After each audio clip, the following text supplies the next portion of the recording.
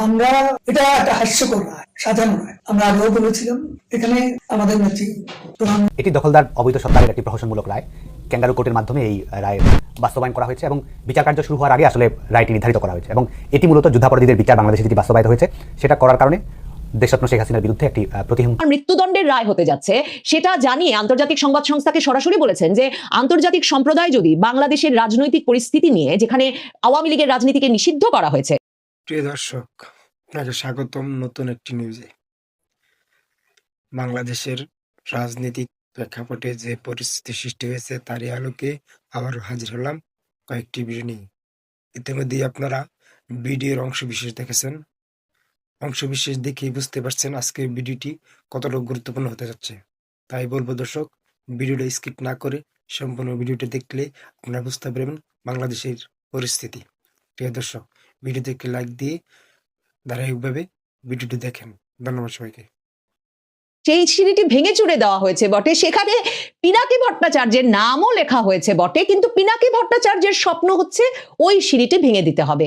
আবরার ফাহাদের ভাইয়ের স্বপ্ন হচ্ছে একেবারে গুড়িয়ে দিয়ে ওখানে একটা কলেজ করতে হবে, এবং এরকম নানা স্বপ্ন নিয়ে ওখানে ছাত্র জনতা, বিক্ষুব্ধ ছাত্র জনতা জড়ো হয়েছিলেন এবং তারা ভাবছেন যে ধানমন্ডি 32 নম্বর মাটির সাথে মিশিয়ে দিলে আর কেউ সেখানে গিয়ে কোনো নাটক করতে পারবে না।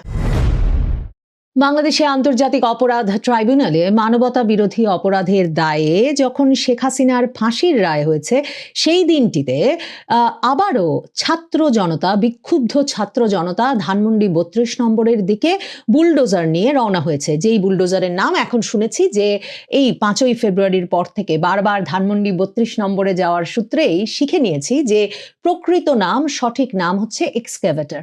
তো এই এক্সক্যাভেটর বা বুলডোজার নিয়ে ছাত্র জনতা রায় ঘোষণার আগেই রওনা দেয় ধানমন্ডি 32 নম্বরের দিকে। তখন খবরে প্রকাশ পায় যে ঢাকা কলেজের ছাত্ররা, বিক্ষুব্ধ ছাত্ররা দুটো এক্সক্যাভেটর নিয়ে ধানমন্ডি 32-এর দিকে রওনা দিয়েছেন। কিছুক্ষণ পরেই সংবাদ মাধ্যমে খবর প্রকাশ হতে থাকে যে বিক্ষুব্ধ ছাত্র জনতা, তার মানে শুধু ঢাকা কলেজ নয়, একটা মানে আরো সামগ্রিক চেহারা দেওয়ার চেষ্টা হয় এই বিক্ষুব্ধ ছাত্র জনতাকে। তারা গিয়ে উপস্থিত হয় এবং এরপর পুলিশ, সেনাবাহিনী মোতায়েন করে তাদেরকে ছত্রভঙ্গ করে দেওয়ার ঘটনা ঘটে। সেনাবাহিনী এই এক্সক্যাভেটর দুটো একরকমের অচল করে দেয়, স্ক্রু খুলে নিয়ে বা এরকম কিছু করে অচল করে দেয়, এবং তারপর পুলিশ আর ছাত্র জনতার মধ্যে দফায় দফায় ধাওয়া পাল্টা ধাওয়ার ঘটনা ঘটে। এর মধ্যেই আদালতে ফাঁসির রায় হয়ে যায়।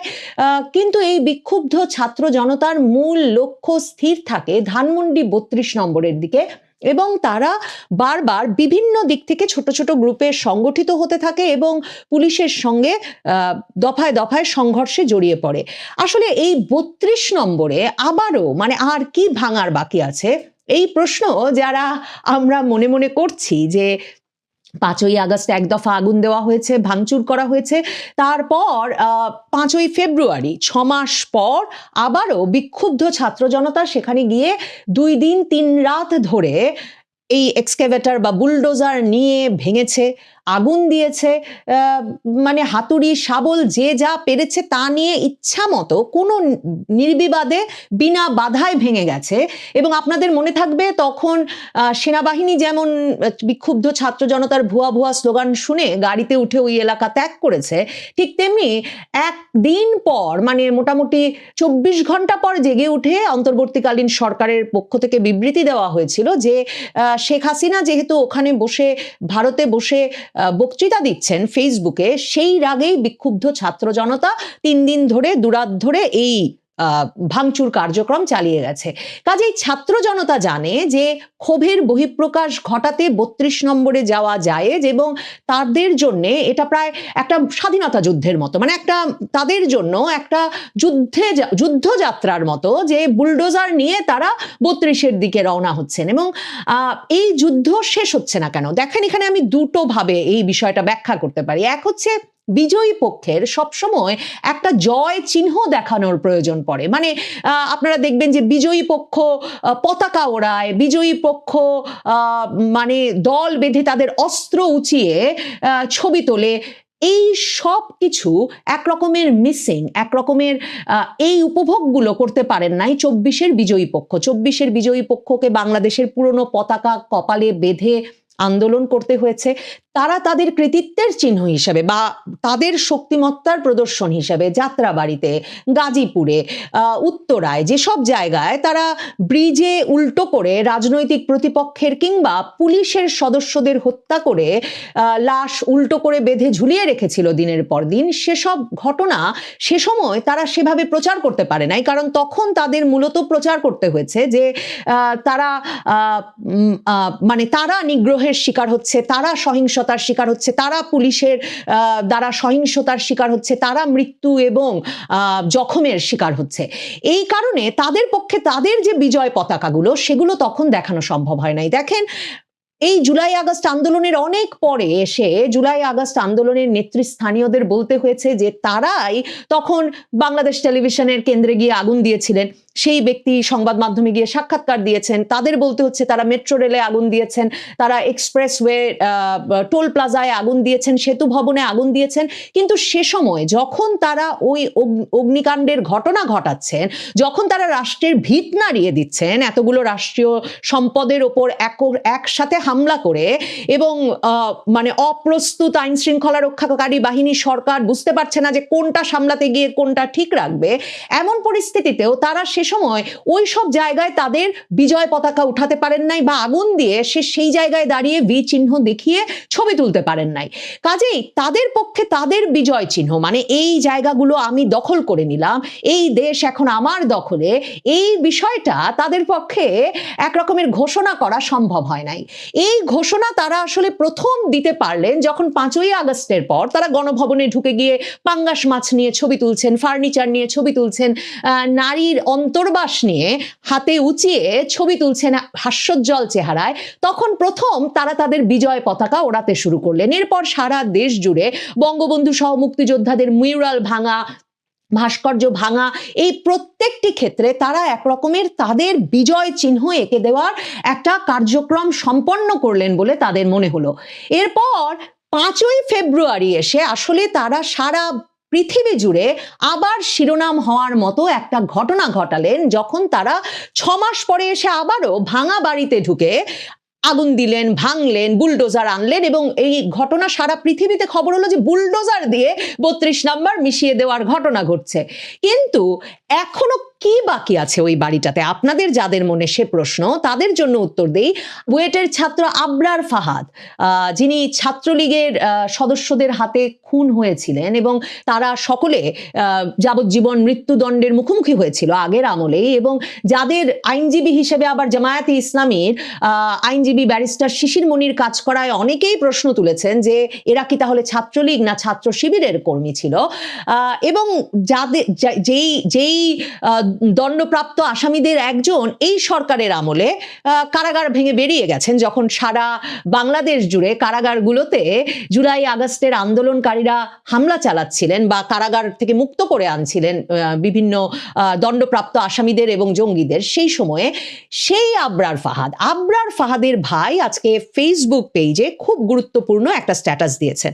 তার ছোট ভাই আবরার ফায়াজ, যিনি আবার সাধারণ ছাত্র হিসেবে বুয়েটে, যাতে কিছুতেই ছাত্র রাজনীতি ঢুকতে না পারে, ছাত্রলীগের আমলে তিনি এই বিষয়ে অত্যন্ত সক্রিয় এবং বিরাট আন্দোলন বুয়েটে নেতৃত্ব দিয়েছিলেন। সেই আবরার ফাহাদের ভাই, তিনি বলেছেন, মানে সাধারণ ছাত্র, তিনি বলছেন যে আগের বার 32 নম্বর ভাঙা দেখে ঠিকমতো শান্তি পাইনি, খুব বেশি হলে 15% ভাঙা হয়েছিল, সহজেই ভাঙা অংশ ঠিক করা সম্ভব বলে আক্ষেপ প্রকাশ করে আবরার ফাহাদের ছোট ভাই আবরার ফায়াজ বলছেন, যতদিন না ধানমন্ডি 32 মাটির সমান হবে ততদিন 2-1টা আওয়ামী দেশবিরোধী প্রেতাত্মা দুদিন পর পর গিয়ে ওখানে কাহিনী করতে থাকবে। যদি এবারই সমান করতে পারেন ভালো হয়, না হলে বাংলাদেশের মধ্যে ভারতীয় প্রক্সি বাহিনীর কিবলা যতদিন দাঁড়িয়ে থাকবে সমস্যা করতেই থাকবে। সবচেয়ে ভালো হবে ওইখানে কোনো বিশ্ববিদ্যালয় বা কলেজের হল করে দেওয়া গেলে খেলা শেষ একেবারেই তখন। এক একজনের স্বপ্ন এক একটা।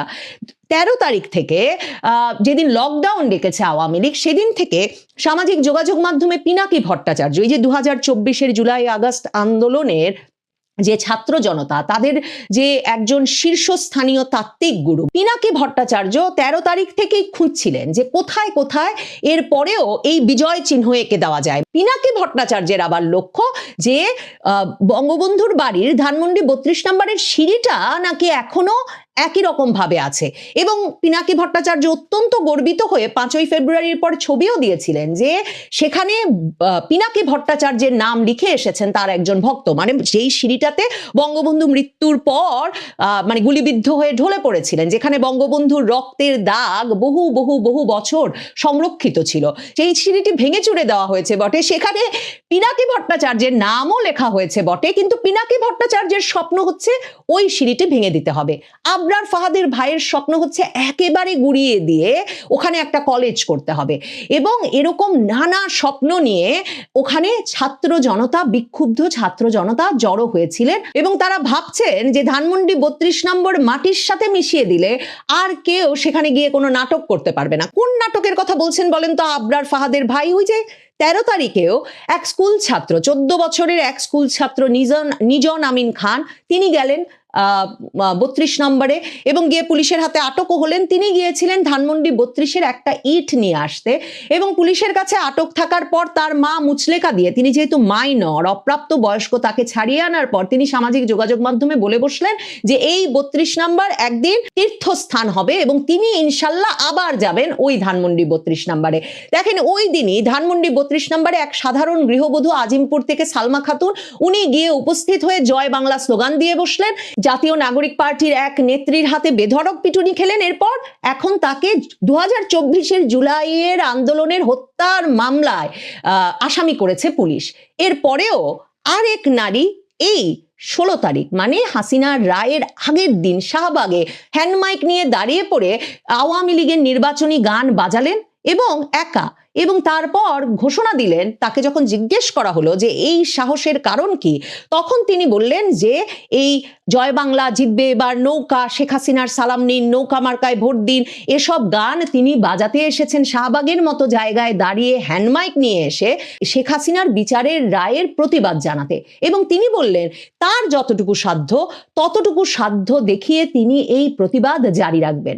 কাজেই ধানমন্ডি 32 মাটির সাথে মিশে গেল কিনা, ধানমন্ডি 32 আর থাকলো কিনা, তাতে যেমন প্রতিবাদীর কিছু আসে যায় না, ঠিক তেমনি এদেরকে, এই পাগলদের কে ঠেকাবে?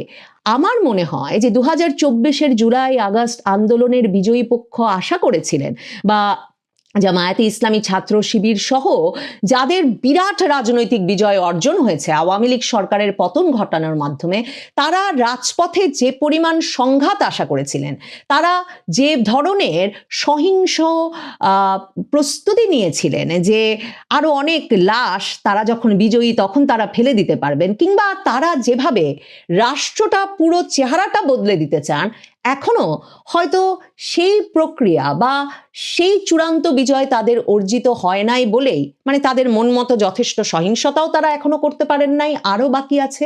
এবং রাষ্ট্রটাকে যেভাবে তারা বদলে দিতে চেয়েছিলেন তাদের স্বাধীনতার পর 1971-এর বিপরীতে, সেই স্বাধীনতা অর্জনের পর তারা যেভাবে রাষ্ট্রটাকে বদলে দিতে চেয়েছিলেন, আমার মনে হচ্ছে সেই চূড়ান্ত বিজয় অর্জন বাকি বলেই এখনো ক্রমাগতভাবে তারা শত্রু খুঁজছেন এবং বিজয় চিহ্ন এঁকে দিতে চাইছেন এবং রাজপথে তাদের শক্তিমত্তার প্রদর্শন করছেন। এই শক্তিমত্তার চূড়ান্ত বিজয় কত দূর, কি সেই বিজয়, সেটা দেখবার জন্য যেমন অপেক্ষা করতে হবে দেখবার জন্য যে সত্যি। সম্পূর্ণ ভিডিওটি দেখার জন্য আপনাকে ধন্যবাদ। প্রিয় দর্শক, আপনি যদি আমাদের চ্যানেলে নতুন দর্শক হয়ে থাকেন তাহলে চ্যানেলটি সাবস্ক্রাইব করবেন, আর যদি চ্যানেলটি সাবস্ক্রাইব করে থাকেন আপনাকে অসংখ্য ধন্যবাদ।